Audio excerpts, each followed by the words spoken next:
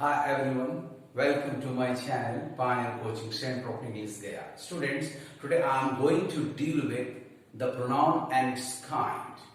सर्वनाम और सर्वनाम के प्रकार, इसकी चर्चा हम करेंगे। इससे पहले कि मैं चर्चा पे चलूं, आप में से जो भी स्टूडेंट मेरे चैनल पर नए हैं वो इसे सब्सक्राइब कर लें, लाइक कर लें और शेयर कर लें। आइए स्टूडेंट चर्चा शुरू करते हैं। So far as the definition of pronoun is concerned, we can say the part of a speech used for a noun is called a pronoun. वह part of a speech, वह word जो noun की जगह पर आता है, उसे हम pronoun कहते हैं। pronoun का prefix pro, इसका अर्थ होता है for, और noun का अर्थ noun आप जानते हैं। So pronoun का शब्द शाब्दिक अर्थ ही निकल रहा है for a noun. Let us illustrate this with some examples. आइए हम कुछ उदाहरण से इसको इलस्ट्रेट करें। फर्स्ट एग्जांपल है students, Taru said I am deadly busy. यहां एक्चुअल वर्ड्स में इनवर्टेड कॉमास के अंदर में एक वर्ड है आई। ये आ रहा है तरु स्पीकर की जगह पर, यानी तरु को रिप्लेस करने का काम वर्ड आई कर रहा है। So Taru is a noun while I is a pronoun. So Taru एक नाउन हुआ और उसकी जगह पर एक्चुअल वर्ड्स में इनवर्टेड कॉमास के अंदर जो आ रहा है वह एक प्रोनाउन है। Let us see the second example, Mona said to Raju. यहां स्पीकर मोना है और राजू लिसनर है। I will do something for you, मैं तुम्हारे लिए कुछ करूंगा।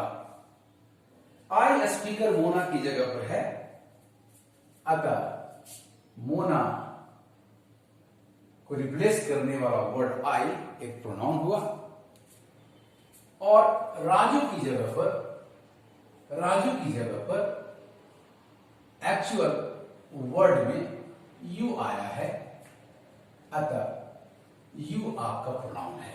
सो इस सेंटेंस में स्टूडेंट्स दो प्रोनाउंस हैं, दोनों नाउन्स के लिए अलग अलग। मोना को रिप्लेस किया है आई ने और राजू को रिप्लेस किया है यू ने।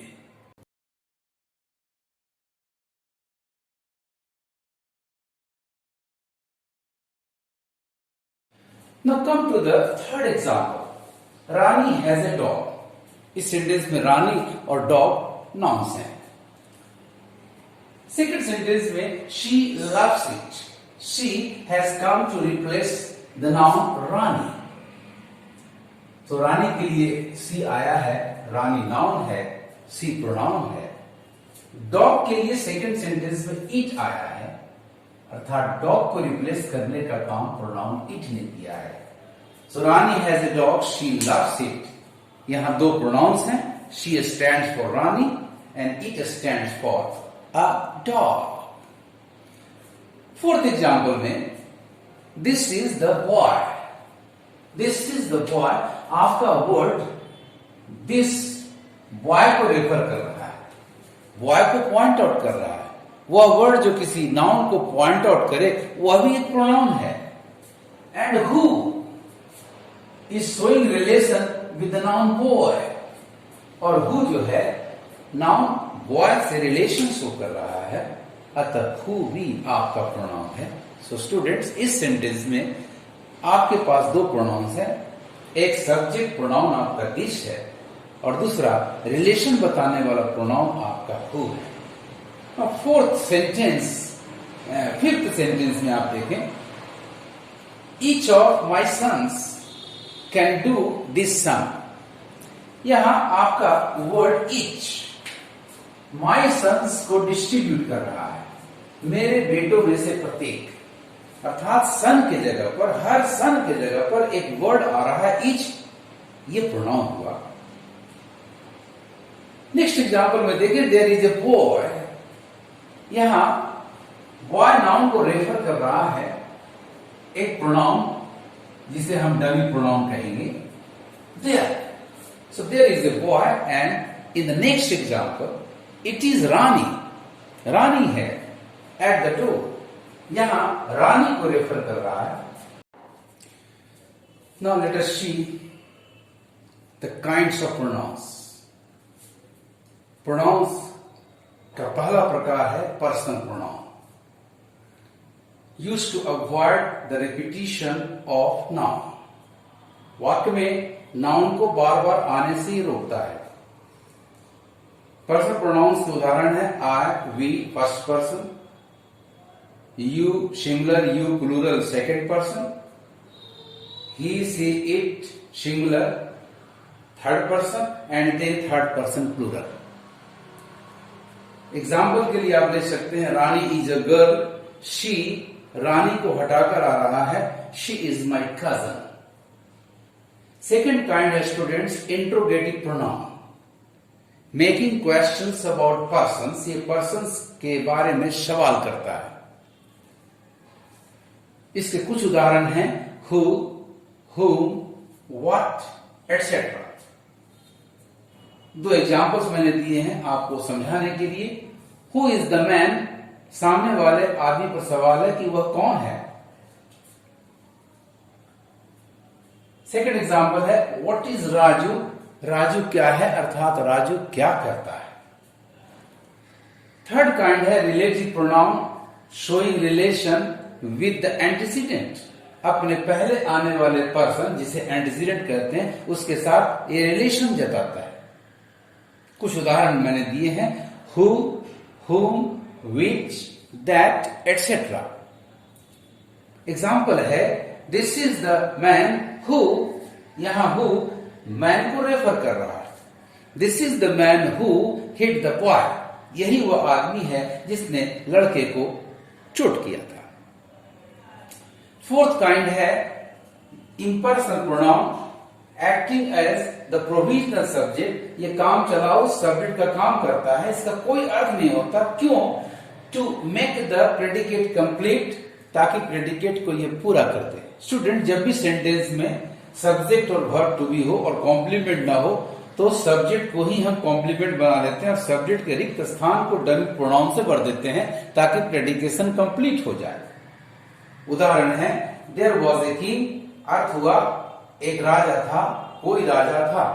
एक राजा था, अ किंग वाज सेंटेंस नहीं होगा, अतः किंग को हमने कॉम्प्लीमेंट बना दिया और डमी प्रोनाउन देयर को सब्जेक्ट लाया। There was a king. Rani है, इसको अंग्रेजी बनाएंगे तो रानी इज से प्रेडिकेशन पूरा नहीं होगा, अतः इट इज।